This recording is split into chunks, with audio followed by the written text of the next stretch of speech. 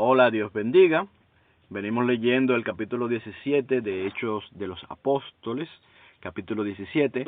Vamos a leer hoy ya del verso 16 en adelante, que sería terminando ya en el 34, verso 16 al 34. Y vimos en las dos sesiones pasadas y en las lecturas anteriores cómo Pablo iba de ciudad en ciudad y cómo iba predicando el Evangelio y cómo los judíos que no creían, en lugar de interiorizar en la palabra y de debatir con él directamente, tratando de refutar lo que él enseñaba, lo que hacían era que apelaban al uso de la violencia, es decir, trataban de perseguirlo. Pero como los hermanos de esta zona donde Pablo se estaba moviendo en este momento, lo que hacían era que lo iban moviendo de lugar en lugar, lo iban ayudando para moverse, y ya aquí finalmente lo han mandado hacia Atenas, lo llevaron al mar y lo mandaron hacia Atenas. Vamos a leer a partir del verso 16, en el nombre de Cristo Jesús, y dice: mientras Pablo los esperaba en Atenas, ya Pablo se había ido a Atenas, pero faltaban sus compañeros, su espíritu se enardecía viendo la ciudad entregada a la idolatría. Es decir, Pablo en Atenas, sabemos que Atenas era una ciudad muy religiosa, que estaba llena de dioses y donde se practicaba y donde se hablaba mucho de filosofía, ¿verdad? Esta era una ciudad muy especial de la cultura occidental. Es una ciudad muy importante para la cultura occidental, aún podemos entenderlo así hasta el día de hoy. Y dice: así que discutía en la sinagoga con los judíos piadosos y en la plaza cada día con los que concurrían. Iba a la sinagoga, como siempre, hablaba con los judíos, y también iba a la plaza a hablar ya con el pueblo llano.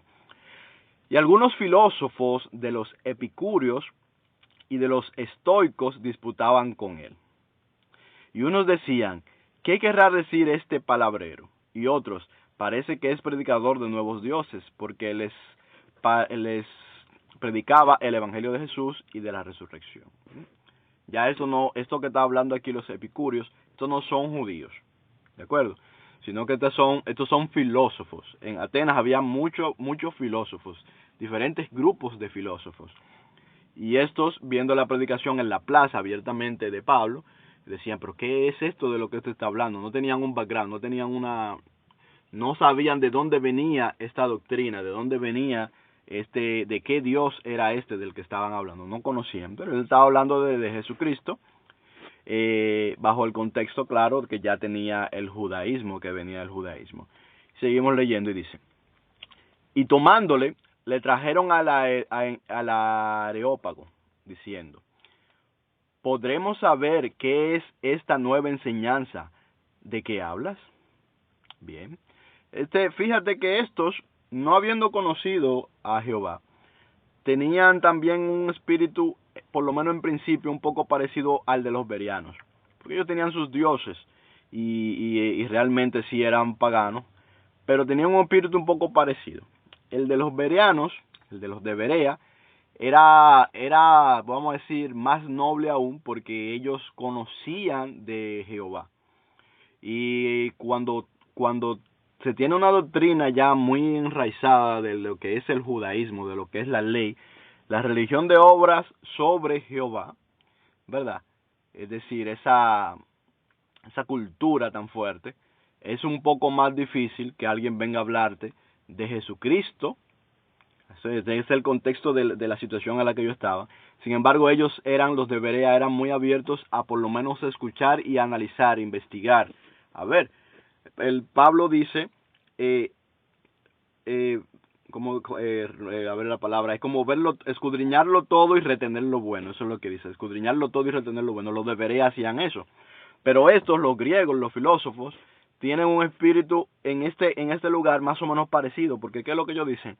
Nosotros no sabemos lo que es esto, ahora vamos a traerte a un lugar, al Areópago, que era como una especie de lugar donde se separaba alguien en medio y hablaba y todos los demás lo podían escuchar claramente, para que diera su versión, para que dijera qué era lo que tenía que decir delante de los sabios de aquel lugar. Bien, seguimos leyendo en el verso 20. Pues traes a nuestros oídos cosas extrañas. Queremos, pues, saber qué quiere decir esto. porque todos los atenienses y los extranjeros residentes allí en ninguna otra cosa se interesaban sino en decir o en oír algo nuevo. Leemos el 22, dice: entonces Pablo, puesto en pie en medio del areópago, dijo: varones atenienses, en todo observo que sois muy religiosos. Esto le dice Pablo. Observo que ustedes son muy religiosos. Porque pasando y mirando vuestros santuarios, hallé también un altar en el cual estaba una inscripción: al Dios no conocido, al que vosotros adoráis, pues sin conocerle, es a quien yo os anuncio. Esto es lo que Pablo aprovechó, vamos a decir, que entre los tantos dioses que había allí en Atenas, había incluso un lugar donde decía al Dios no conocido, donde aparentemente no había una figura, porque los dioses eran representados con figuras, ¿verdad? Entonces, donde no había ninguna figura y simplemente decía al Dios no conocido. Y Pablo, sabiendo que ellos no conocían a Jehová, tomó esta inscripción como pie, ¿verdad? Como pie para comenzar su discurso y para comenzar a enseñarles del Dios vivo. Ese Dios que ellos no conocían, ciertamente él no lo conocía. Y dice: el Dios que hizo el mundo y todas las cosas que en él hay, siendo Señor del cielo y de la tierra, no habita en templos hechos por manos humanas, le dice, ¿verdad? En esos santuarios hechos por las manos humanas. Ni es honrado por manos de hombre, como si necesitase de algo, pues Él es quien da a todos vida y aliento y todas las cosas. Lo que ya nosotros hemos explicado. Es decir, no hay nada que nosotros podamos darle a Dios que le vaya a sumar, porque Él no necesita nada de nosotros, salvo que nosotros nos amemos los unos a los otros. O sea, Él se agrada en que nos amemos los unos a los otros. Y la ofrenda, que es lo que expliqué ayer, la ofrenda a Jehová es que nosotros nos tratemos bien los unos a los otros, que nos asistamos los unos a los otros, que nos sirvamos los unos a los otros y también que compartamos lo que tenemos los unos con los otros. Esa es la ofrenda a Jehová, porque Él no necesita nada, simplemente que Él se agrada de que nos amemos, eso sí. Entonces, ¿qué dice Pablo aquí? Pablo lo dice aquí: no es honrado por manos de hombres, es decir, no, tú no puedes ir y llevarle un presente a Dios, porque Él no necesita nada. Entonces, seguimos leyendo. Verso 26. Y de una sangre ha hecho todo el linaje de los hombres, para que habiten sobre la faz de la tierra, y les ha prefijado el orden de los tiempos y los límites de su habitación, para que busquen a Dios, si en alguna manera, palpando, pueden hallarle, aunque claramente no está lejos de cada uno de nosotros. Es decir, los límites de la habitación son los límites del cuerpo, y que podamos hallar a Dios, si acaso palpándole, es decir, no podemos, tenemos apenas acceso a lo que es la divinidad, ¿verdad? Si acaso, es lo que dice, es lo que quiere decir Pablo, como que no estamos un poco alejados como humanidad. Dice, porque en Él vivimos, ¿sí? O sea, a pesar de que parece eso, en realidad Él no está lejos, sino que Él está acá. O sea, es decir, Él se manifiesta en nuestras vidas, se manifiesta en las cosas que vemos a nuestro alrededor, en la naturaleza. Él se manifiesta de muchas maneras. O sea, Él no ha quedado sin testimonio, ¿sí? Sino que Él se manifiesta. En realidad no es que Él está lejos, sino que nosotros nos hemos alejado de Él. Entonces, esto es importante, aquí Pablo lo aclara. Dice, porque en Él vivimos y nos movemos y somos, como algunos de vuestros propios poetas también han dicho, porque linaje suyo somos. Pablo conoce la doctrina de los poetas griegos. Dice, siendo pues linaje de Dios, no debemos pensar que la divinidad sea semejante a oro, o plata, o piedra, escultura de arte o imaginación de hombres. Es decir, a cosa hecha por los hombres. Cosa hecha por los hombres, ya sea filosofía o ya sea arte hecho por los hombres, es decir, estatuas, pinturas y ese tipo de cosas, libros incluso, ¿verdad? O sea, Dios no son libros, etcétera, etcétera, pero tampoco es una filosofía, o sea, imaginación de hombres. Pero Dios, leemos el 30, pero Dios, habiendo pasado por alto los tiempos de esta ignorancia de no saber, ahora manda a todos los hombres en todo lugar que se arrepientan. por cuanto ha establecido un día en el cual juzgará al mundo con justicia, por aquel varón a quien designó, dando fe a todos con haberle levantado de los muertos. ¿Sí? Está hablando aquí ya de Jesús.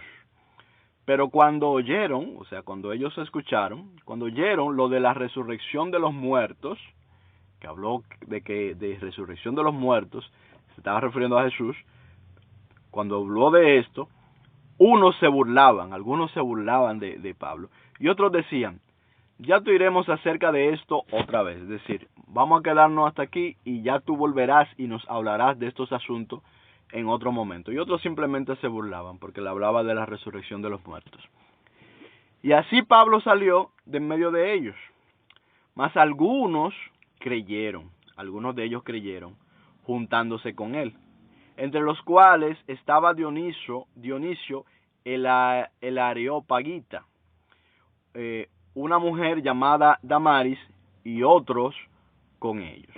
Bien, entonces delante de todas estas personas que nunca habían oído hablar de Jehová, se presenta Pablo y da este discurso partiendo del punto en el que ellos están, de las religiones que ellos tienen, ¿verdad? Esas religiones politeístas, y partiendo desde allí, él comienza a hablarles de Jesucristo y comienza a explicarles cosas sobre Jesucristo hasta que llega la parte de la resurrección, ahí es que se confunde. Entonces, sin embargo, y a pesar de todo esto, allí hubieron personas que escucharon la palabra y atendieron a la voz. El Señor dice, mis ovejas escuchan mi voz y me conocen, ¿verdad? Y dice, también tengo otras ovejas que no son de este redil, dice el Señor Jesucristo. Es decir, siempre la predicación hay que hacerla. Ciertamente hay personas que no van a entender, que no van a captar, por lo menos en ese momento.